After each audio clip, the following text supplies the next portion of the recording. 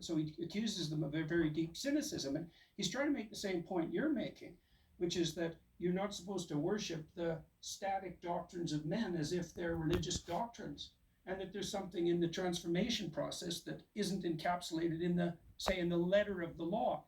So what would you say? You don't privilege the letter of the law over the spirit of the law.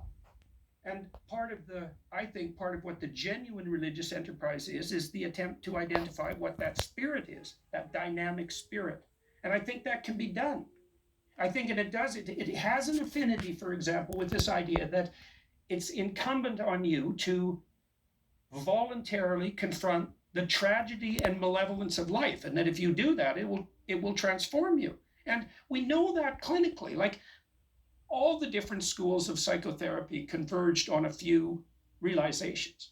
One of them was that it was useful to get people to get their story straight, to recount their story. Right. Another was that if you expose people to the things that they're afraid of and that they're avoiding, that they get stronger.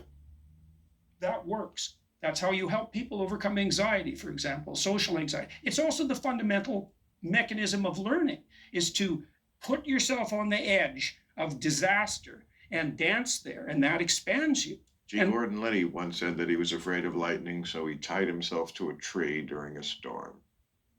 I mean, that's an extreme version. And now we know there isn't a God, because if there was, and it was Gordon Liddy tied to a tree,